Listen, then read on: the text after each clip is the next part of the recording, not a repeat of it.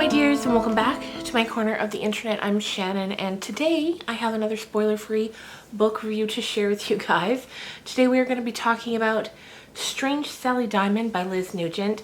I've talked about two other Liz Nugent books on this channel over the years, Unraveling Oliver and Our Little Cruelties, and I just love her so much.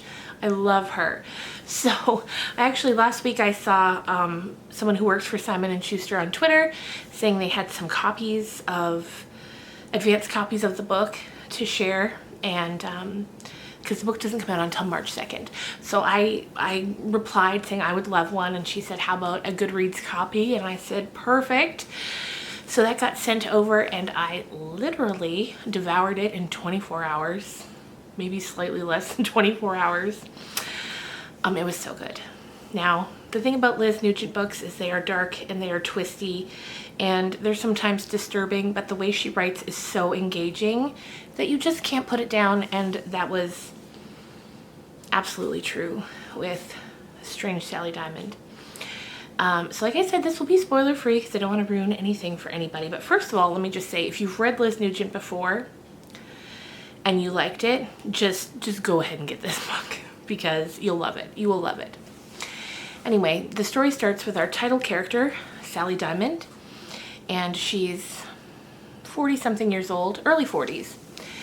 And her father has passed away. She lived with her father since her mother died when she was just finished high school, and she lived with him. They were her adoptive parents.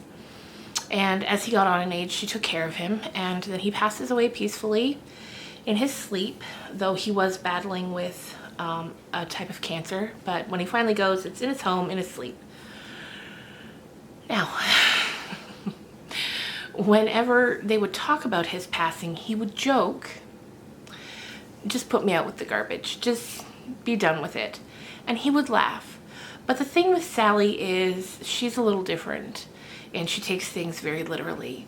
So when he passes, that's exactly what she does. She tries to incinerate him in the barn behind their home.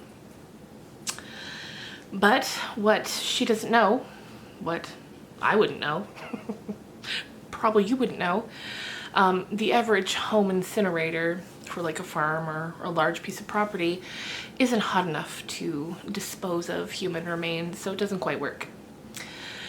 But Sally, like, she's, I don't know what she would possibly be classified as, neurodivergent of some sort, which we'll get into why now in a minute, but she's very, like I said, literal, and she says whatever comes to her head. So when she's asked why she does it, she tells the truth. Because it doesn't burn. Eventually one day she's in town, she's talking to the local postmistress, I think at the post office. She mentions, my father passed away. They're like, oh no.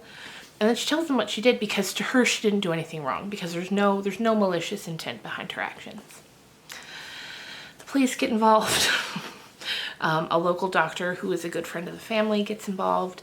The police, you know, they look for signs of foul play. They find none. And no charges are ever brought against her once the doctor explains to them about her circumstances. Now, what we find out about her circumstances is that when she was 6 or 7 years old, she was adopted by her adoptive parents, Tom and Jean. Jean was a medical doctor and Tom was a psychiatrist, and they raised her.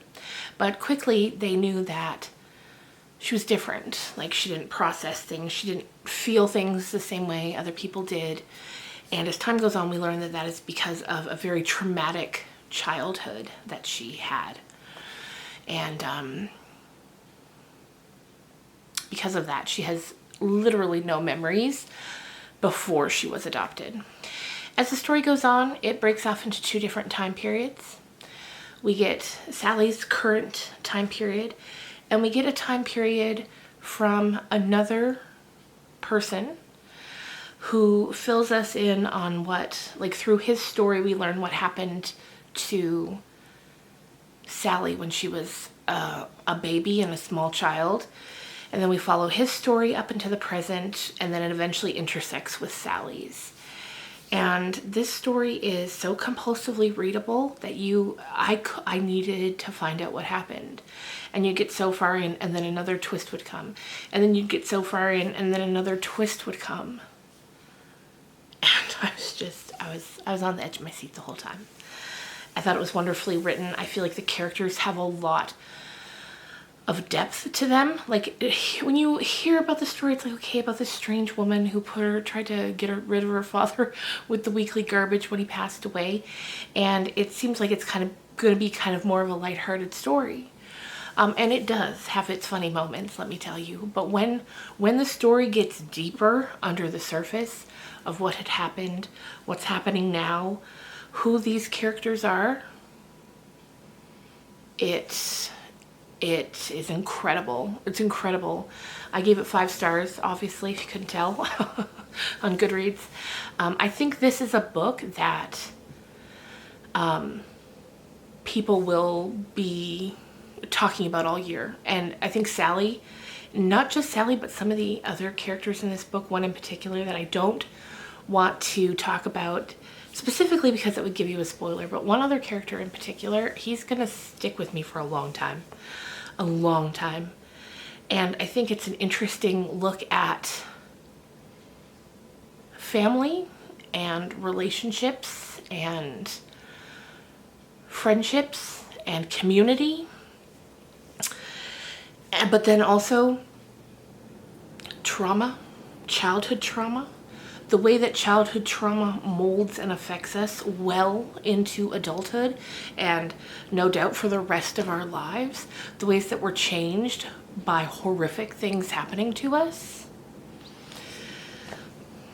It was an excellent story. I feel like Liz Nugent, like, I liked her last one, Our Little Cruelties, more than Unraveling Oliver, but I loved that one too. I feel like each book she's just taking huge steps forward. She's a fantastic writer. She's an absolutely fantastic writer. And this story, if you enjoy all those things, twists, turns, but also family, what makes us into who we are. And sometimes I don't like when they try to make a main character like, oh, so weird and quirky. Like, Eleanor Oliphant is okay. I think that's what the book was called from a few years ago. I didn't love that one. I know a lot of people loved it, but I did not love that one. I thought the character was weird in ways that didn't feel real to me. But I feel like Sally Diamond, she feels weird in ways that feel really real. Like, it feels genuine. It feels true to life. And I thought it was wonderfully written. And like I said, I think this is going to be talked about all year. I think all the book girls and guys all over the internet are going to be talking about this one. And I'm just so glad I got to read it early. Like I said, it comes out March 2nd. And thank you so much to the lovely women I communicated with at Simon & Schuster who sent me the copy, and Goodreads, of course, for hosting the copy. And yeah, I thought it was great. If you've read it, let me know what you think of it down below. This is definitely one that after it's released, I'm gonna come back and talk about it more so we can get into the spoilers, because I need to talk about it with someone. So hopefully by then some of you guys will have read it too and we can get into it in the comments. But yeah, that's gonna do it for me for today. But I hope you're having a great day, and I hope you have a great weekend, because by the time you're seeing this, it's probably, oh no, it's only Wednesday. I was like, oh, it's Friday for sure. Maybe Saturday. No, it's only Wednesday. So I hope you have a good rest of your week, and I will see you guys again real soon, I think with a vlog. Bye.